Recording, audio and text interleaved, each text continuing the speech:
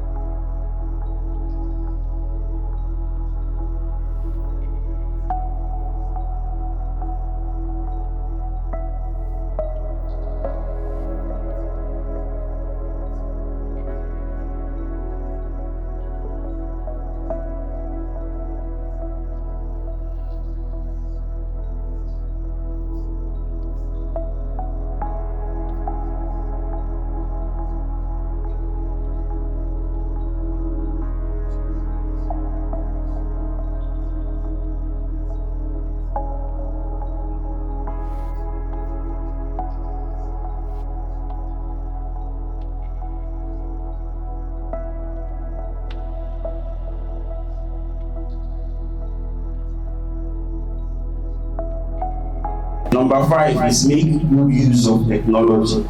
Make good use of technology. Make good use of technology. If you're a realtor, you shouldn't be using normal WhatsApp. You should be using WhatsApp business WhatsApp.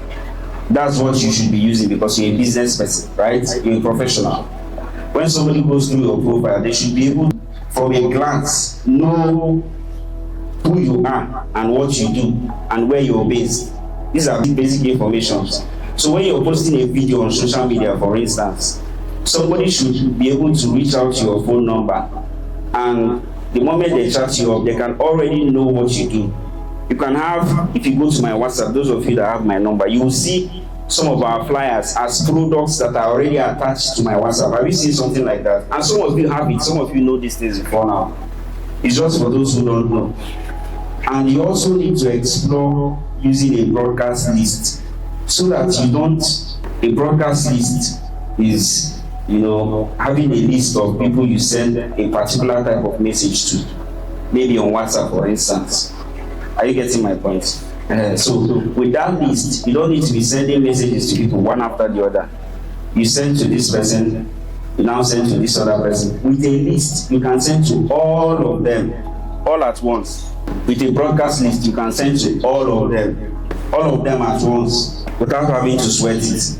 You can also explore using bulk SMS. That's also another tool for effective follow-up. Now for the don'ts,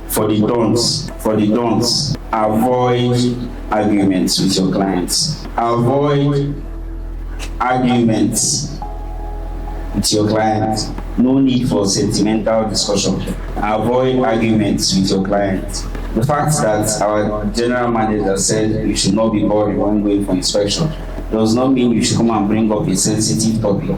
If you bring up a sensitive topic that will hurt the feelings of your client, the person can decide not to buy. You're laughing. Has it happened to you before? You don't bring up very sensitive topics. There are simple topics you can discuss. Just make sure you're not being too pushy, too firm with whatever you're discussing.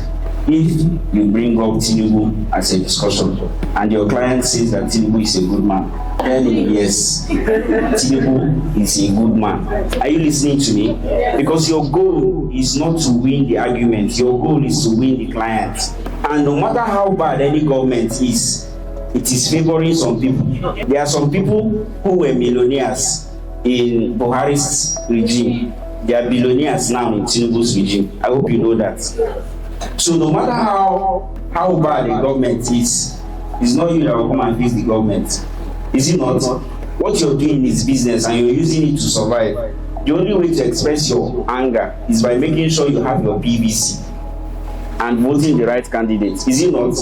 If your client is an APC member and you are NDC or ADC or Labour Party, and they ask you which party you belong to, which party you're a member of, tell them that you're not a member of any party, that you're a voter. All you have is voter's card. If they go further and explain themselves to you and tell you that they're a member of APC, tell them yes, that APC is good. The most important thing is for them to buy what you're selling, is it not? That's all. You're not there to win any argument.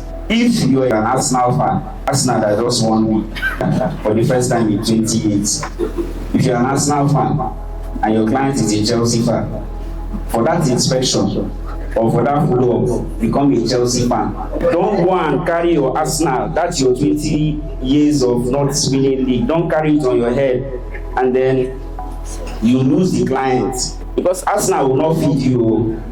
Yeah? If your sub expires, Arsenal will not renew it for you. Neither will Chelsea renew it. So don't argue with your client. You open at the client, they will not say, oh, no problem, I will look into it. Amen. Number 2 point I have under the don'ts is don't be greedy. Don't be greedy.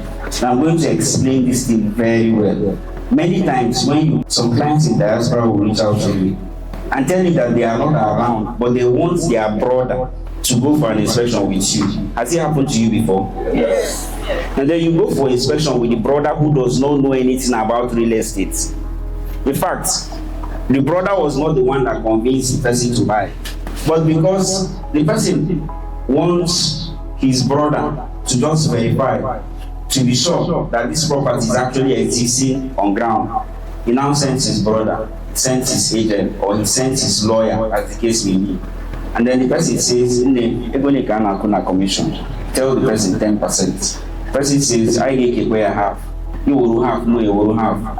And then you become greedy. And you say, no, how can I share my commission with you when you did not do any work? Don't you see that you're doing yourself? You're doing yourself because any client you lose is a door shut to at least 7 other clients. I need you to pay close attention. Any client that you lose that is not your client is a door shut to at least 7 other clients. That client in question has people he knows or she knows that you don't know. Yeah? So even if the brother says they will take 6% out of 10 and give you 4%, tell them no problem. No what? No problem. KC lady deal. Because we get in Iruka. And the truth in life is that no matter how much you feel you've made now, the money you are still going to make in the future is more than what you've made so far. That's just life for you. There's always room to be better, to get better. Are you getting my point? There's always room for things to get better. The clients will eventually make more money. But if you become greedy, there was a situation, Wonderland. Somebody wanted to buy 20 plots and they reached out to the agent, told the agent that his brother was going to come and check out the property. The brother came and said to the agent that Obuna take care of that commission, that deal will not close. Meanwhile, this person in question is from Enugu State, but he's staying outside the country and wants to buy that 20 plots so his mom can be cultivating on it. Are you following this story? But the the brother came and said he wants that commission shared. The realtor said no. And then the brother channeled that client and took him to Abia State to buy land elsewhere. Tell me how an old woman living in Enugu will be farming in Abia State. Are you following my story? The person who has the money is the most important person in every negotiation. Person who has liquidity to buy. The next most important person is the person who can influence the outcome of the meeting or that can influence any decision. If I have a client now, there are some clients who will tell you, let me speak to my wife. Have you met people like that? If you tell me you want to speak to your wife, I will find a way to know that your wife. Because if your wife says I'm a good person, I'm a good person. If your wife says I'm a bad person, I'm a bad person. Are you getting my point? So in following up, you should not be greedy. If what to make a deal to close is for you to sacrifice a portion of your commission, do that without looking back. Do it without looking back because the client is still there with you. You can still close bigger things tomorrow and the brother will not even know. By then he has already trusted you. Tomorrow the person buying 20 plots can decide to buy 100 plots. They can decide to now refer you to their friends overseas that will not have brother in Enugu that will now cut your commission. But when you're being greedy, you discover that you lose both the client, you lose the commission, and you lose future deals. I don't know if I'm making sense. So this number 2 point is very important. Questions will come after now. So don't be greedy. Don't be greedy. If you were greedy before, stop it today. Number 3 point I have here. Under don't be grumpy. Don't be grumpy. Because now we are following up, right? And there are some clients grumpy. Grumpy means to be back. Another word for it is to be easily annoyed by people. There are some clients you meet now, some leads rather. You meet them now, and the person is so busy. You are the person that wants something from this person, and this person is busy. Are you not supposed to humble yourself and follow the person? If the person tells you, we will go for that inspection on Monday, and on Monday you are calling the person is not picking. Some of them will get angry and go and write very terrible things to the client on WhatsApp. So if you know you don't have money to buy this property, stop wasting my time. I am a professional realtor, a certified one at that. It's a poor attitude. It's a very poor attitude. You're supposed to, as a realtor, be cheerful at all times. If you don't know how to smile, just be showing the person your teeth. No matter how annoying a client is, just be smiling. Be smiling until the person pays. Because the goal for you is for the person to pay. Are you getting my point? So there's no need for you to, at any point in time, get angry. But let's say, for instance, the client is supposed to come by 1, and you leave your house by 11. You finish having your bath, and maybe because of time you didn't even eat. You now came to our office here, you start waiting for the person. And you wait till 3 p.m. Meanwhile, you've been writing this person, calling this person. Maybe the person is not responding, or the person is telling you, I'm coming. When the client finally shows up, receive them with excitement. Don't go there and squeeze your face, and you want to show the person that you are angry. But you don't have money to buy the property. What you are getting is 10%. That's 1/10 of what the person buying is bringing. There's no reason for you to be angry. You just go there with all cheerfulness and then receive the client. The person tells you, sorry, I've taken so much of your time. Tell them it's nothing. They will take what you, but it's nothing. It's nothing, because once that money comes into your account, it will clear your anger. Am I communicating? Don't let the client, point number 4. Don't let the client, don't allow the client to stay without communication. Don't give the client too much space. Don't give your lead or client too much space. That you followed up today and you've been following up for 1 week or 2 does not mean you should now give up and say this person is not worth it. That time when you decide that you don't want to be talking to this person again, the person can easily get swayed away. When they come online, they can see other realtors posting videos, and then before you know what is happening, it's still the same property. They can get carried away by some other person's content and decide to buy from them. Amen. So don't give them too much space. That's point number 4, right? Don't give them too much space so that they don't get carried away. Number 5, don't leave any question unanswered for too long. If a client asks you any question, whether on phone or on WhatsApp, don't leave them unanswered for too long. If you don't know the answer to the question that they asked, tell them I'll get back to you. Just give me a few minutes or give me an hour or 2. I'm working on something. Meanwhile, you're not working on anything. You don't know what he asked, and you don't know what he asked. But rather than give a wrong answer or run away from answering that question, just tell the person, I will get back to you. I'm working on something, and then look for somebody that knows better than you do. If you can't find one, you can write it on the group. A client is asking me so and so. We answer questions like that when we see them. As soon as we see them, we'll just answer them so that you can get a response to your client and close the deal. So don't leave any question unanswered for too long. I'm talking about the don'ts, the do not do for effective follow-up. Number 6, don't leave a client even when they do not buy from you today. Don't leave a lead or a client. Don't ignore them. Don't throw them away because they did not buy from you today. The clients that you already have, you have the person's contact, and the person has your contact. It means if you're posting something on your status tomorrow, if they did not buy Davis Court at 5 million, you might be able to buy Wonderland, right? If they did not buy Wonderland, they might be able to buy Glory Layout. If they don't buy Glory Layout, they might buy Maranatha. So don't leave a client even when they do not buy today. It's not a reason for you to ignore a client, as long as that person reached out to you at all. Another reason why you should not let a client be even when they do not buy from you today is that there's something Nigerians do. Somebody has a budget of, I have a client currently who stays in Diamond Estate. His budget for a land where he wants to live is between 50 and 70 million. But he wants a land inside Diamond Estate for that amount. Are you getting my point? But he's still a lead, he's still a client. And I don't ignore his messages when it comes. With that amount, he cannot get land in Diamond Estate. The time they sold land for that amount has passed, is in the past. I don't know if he expects me to do money. Every day he writes me a message, he tell me, you're into this real estate thing, do something for me, man.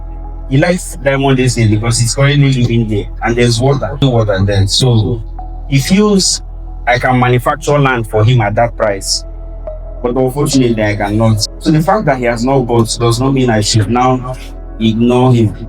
Then number seven, don't neglect old clients who have bought before. Don't neglect old clients. If you have somebody who has bought real estate from you before, don't neglect them. It's far easier for you to sell to them again than to start selling to somebody new. I hope you know that. It's way easier to sell to old customers than to sell to new customers, because the new customer is still trying to know who you are.